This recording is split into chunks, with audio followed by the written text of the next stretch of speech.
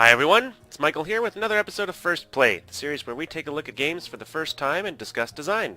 Today we're looking at Banished by Luke Hodorowitz. It's a survival-based city-building game, and it's on sale on Steam this week, and I've been wanting to check it out for a little while. He's made this banner, Shining Rock Software, and I see there's a tutorial here, so I'm just going to jump right in. Already pretty nice looking background here on the menu.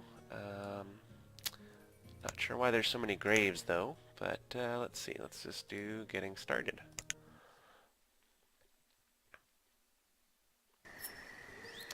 Welcome to Banished. This game you control a group of exiled travelers who decide to restart their lives in a new land. You'll have to help them survive. Adding time.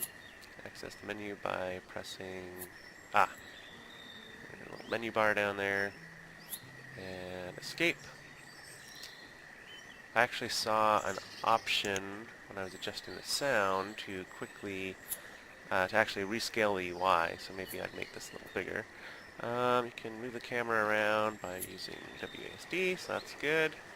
Also use the mouse. It doesn't work quite as well on the edge that my second monitor is on. It's always an interesting thing these days. Dual monitors is becoming a lot more common because it's a lot more productive usually for work, and then gaming is traditionally done on one monitor, so when those two worlds collide it's always different. You can rotate Q and E. Okay, pretty traditional camera controls. Zoom out camera with insert and delete. Okay, so insert and delete are awkward on the keyboard here, but I can zoom in and out. That's good. Already raining and thunder and lightning. See some wildlife. It's pretty cool. Change the pitch of the camera. Okay, I don't think I'm gonna do that anytime soon. Let's see. People need three things to survive: shelter, food, and a way to keep warm in the winter. Okay, this means the townsfolk don't have a place to live. First select the house building menu or pressing F3. I wonder if this is F1, F2, F3, F3. Yeah, looks like it. Perfect. So, 3, select a wooden house, stone house, boarding house. So one of the mouse left, okay. Placing a building will leave a footprint where it can build. Okay, so this is cut down trees and leave rocks and landscape by using construction tools. Start by pressing 9. And select the new resources. Okay. So I can remove all the resources.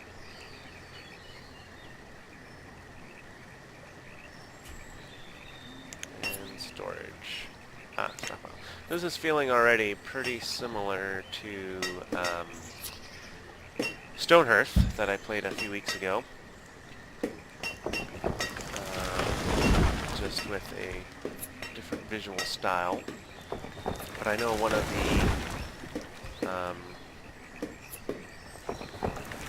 tenets of this game, I think this game is in development before Stonehearth even had their Kickstarter, and so Banished was really wanted to focus on not having this large tech tree and, you know, just having it about the resources that you have to gather being the time constraint and the survival aspect.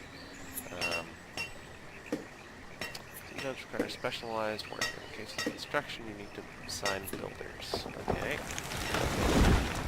Assign jobs. Okay, so here I don't even have to select specific people.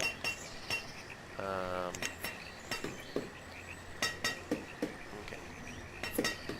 So this is a little different. Stonehearth was a lot, I think, more focused on individuals. This is kind of more, I think, mass, just higher level control, which is a lot different than stuff like Age of Empires, where you're telling your individual workers what to do all the time. I can't close this profession window. Not sure why. I'll leave it up there. Um, builders can now begin constructing on the house. 3 more houses to give other families. I guess every house can hold a couple of people, since I got 8.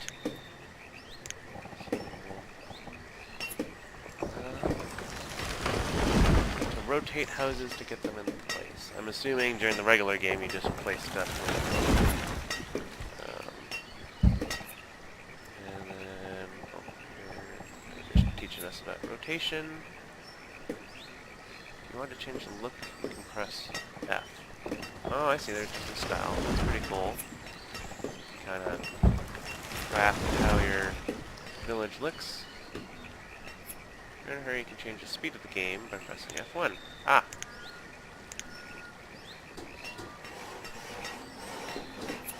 This is kind of nice always having these speed up things. Like, okay, I've signed a whole bunch of tasks to do, and, you know, I just want to see what's going on. Pause.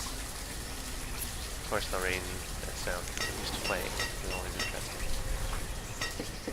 Once all the houses are built, so they're going to get some resources.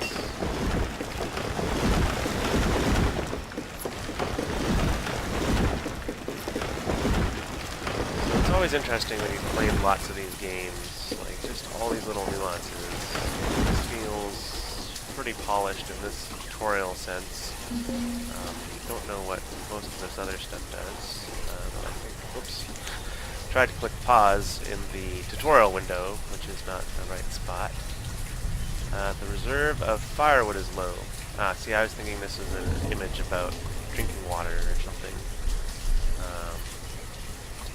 So, yeah, I'm glad I can change the simulation speed while it's paused. That's nice.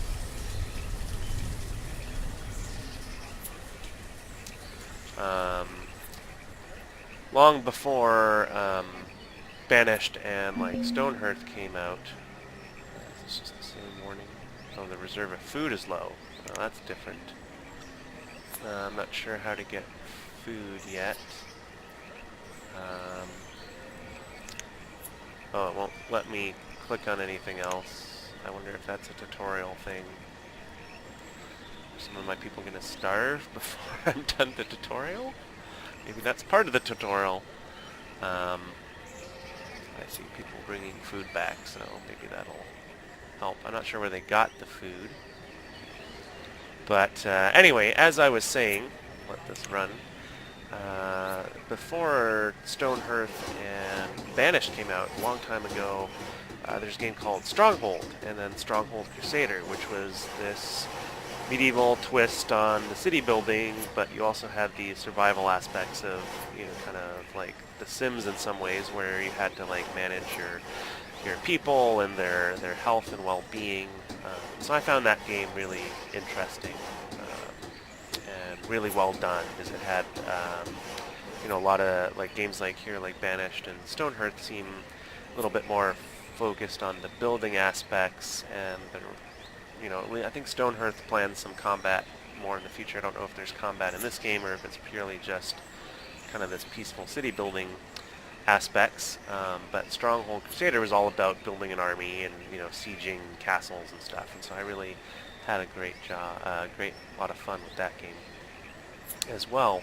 So I'm always interested to see how these other games, you know, manage that balance of city building and survival, because it's an interesting combination to think about, because, you know, SimCity was a lot more just about building your city and planning it out, and you know, the individual people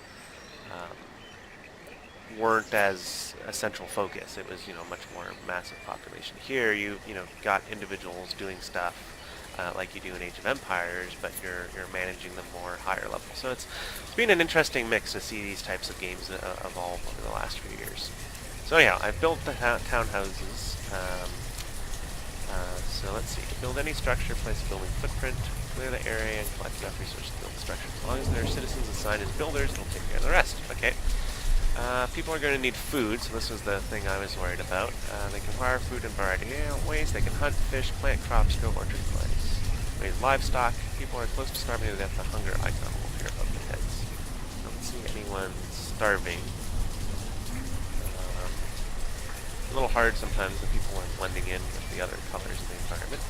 Since it's near a river, the easiest way to generate food is building a fishing dock. Okay, so this is food icon, that's handy. Fishing dock, okay. And it's here, we have to rotate it. And circle around the fishing dock finds the areas that fishermen will work in. If two fishing docks are placed in the overlapping circles, both locations will yield fewer fish due to overfishing the area. Okay, good to know. I wonder if some of these hints about the buildings, yeah, like it just has the generic description. But I mean, tooltips like this are super helpful to just pick up games quicker without doing tutorials like this. Most buildings that produce food or other resources require workers. You can assign workers. Go back here. Professions. There's a whole bunch of these are look like some more statistics and stuff. Fishermen. Oh, I see, because the fishing dock isn't built yet, there's not a job available for that profession. So, I'm wondering, I'm surprised the tutorial didn't have like a wait step. We'll wait here until the fishing dock is built, as it did for the other aspects. And I'd have, yes, I did that part of the tutorial, but I can't close the window. It's kind of like a small tutorial bug, I guess, since we're waiting for the fishing dock to complete.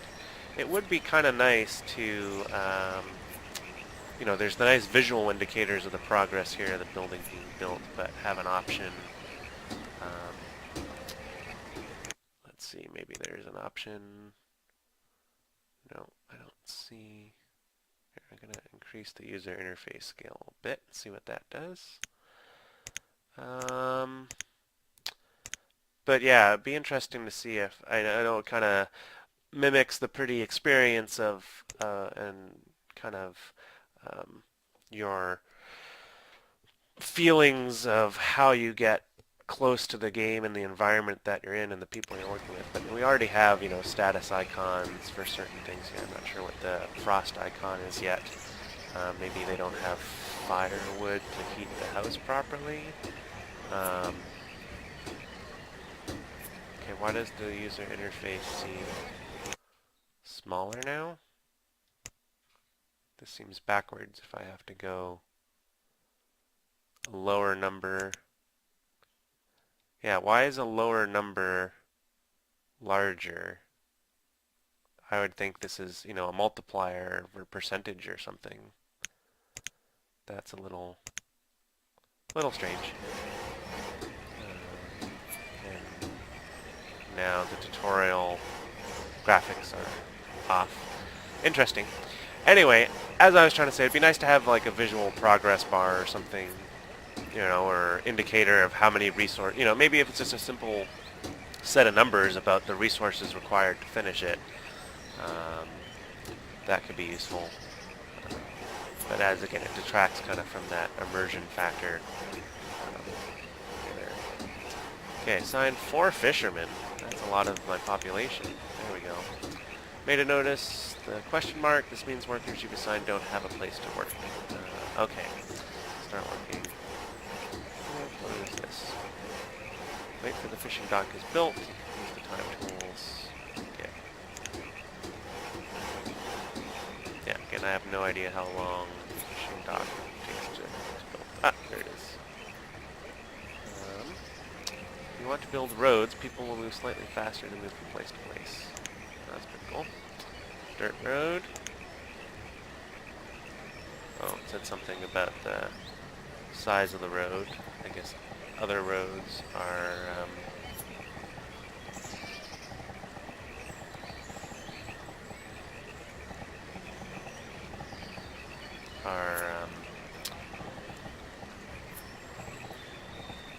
larger. I was wondering why it said the dirt road can be built maybe as my little starting square. Same builders construct buildings, prepare a road for use. After the construction will be faster in traveling on roads. Okay, that's cool. It's a nice little addition. It's kind of quaint to be building up this little river town. As the town grows, workers produce food and other resources from many locations. It's useful to see an overview of what the town has available. This information can be found using the overview tool. Okay. Summer.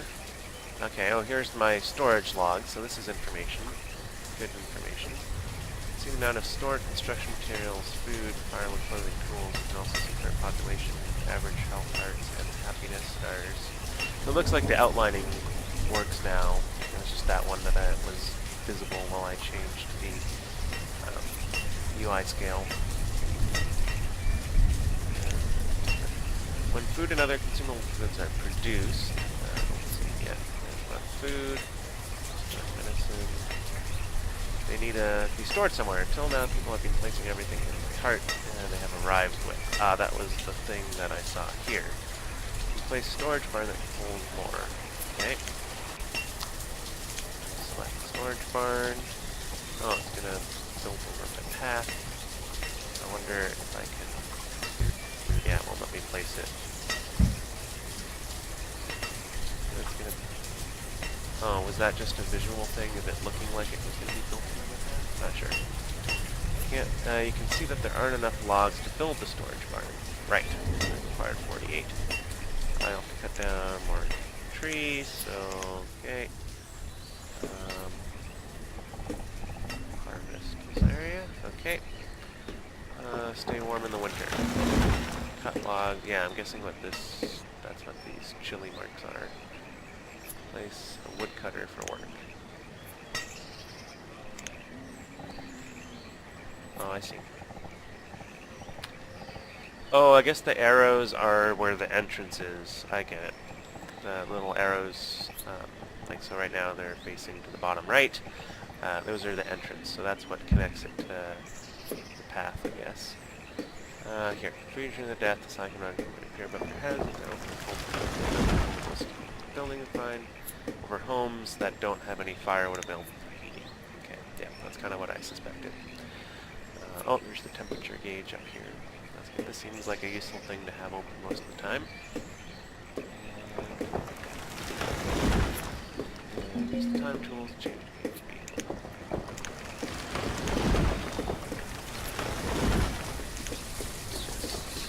I feel like I almost want like 20 speed as well. Of course, then that's going to get you into trouble with someone suddenly dying. That's the problem when you speed up time in these games, is you sometimes can't react to some subtle change. But this little icon is useful, popping up. You can like pause it right away. It'd be kind of nice if there's a trigger, if something you can trigger on certain conditions. You find that in some games as well. But yeah, I wish the icon would change a little bit more based on what was actually low.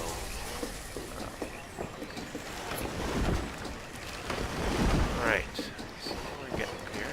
I'm kind of anxious just to try starting building a town from scratch. I'm just always interested to check out tutorials. It's one of those things that not everyone uses, and some would argue that games should stand on their own without a tutorial, but I think a really well done tutorial, this one seems pretty complete, is really helpful for preventing that situation where a user jumps in, gets really frustrated, and then has nowhere to go to, right? Having this kind of interactive tutorial really helps people get a little bit more comfortable with how you set up your system. You can always assign workers by using profession tools, but you can also change the number of workers when examining details of the structure. I can click on the building. Oh, so this, of course then, sometimes with these tutorials you want to do other things that you're actually able to do, but you can't because you're being guided by the tutorial. So, actually, one of one. Oh, pinning the window, I see. It's open. Fuel limit. Okay. And I'll start producing firewood here. She will move logs from stockpiles to the building, cut them into firewood, let us tell them to use firewood. Okay, cool. See, I want to click on my storage pile here to see if I can actually... Well, I mean, I get the inventory up here, but I wanted to see if it has its own inventory stuff.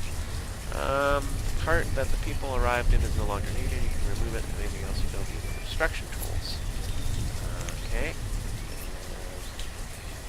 We were using remove resources. This means remove structures. And we'll get the cart out of here. Remove the inventory from the cart and move to the storage bin. Okay. Awesome. People, can we move the resources? Some maintenance and a little luck. The small town will grow. Surviving children will grow up, become workers and children of their own. New houses can be built, and houses can expand. What you need help with something in the game, or just have building tools working, or just need help. Ah! I wonder how to get to the need help. Oh, I see. They're showing me right now. Surprise. Tools and reports. Okay, and then, oh, there's a whole novel here. Okay.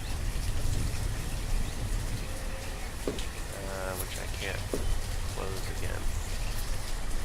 Can you help reference or press next to play the next tutorial? Press quit to return. So if I hit next, see, I was hoping the next tutorial would build on what I've already done. This is already just transporting me to another tutorial, which I don't want to do right now. I want to quit, return to the main menu. Yes. Alright, so this has already been a pretty long episode walking through the tutorial. I find it interesting. I hope you did as well. I'm going to do my next episode and just start from scratch on this, so check back for that probably next week. But hope you enjoy my First Play series. Be sure to check out my Patreon campaign if you want to support me and see more of this stuff in the future. And remember, Banished is on sale this week, so if you like what you're seeing or like these types of games, be sure to check it out. I've got links below for that. And otherwise, thank you again for watching.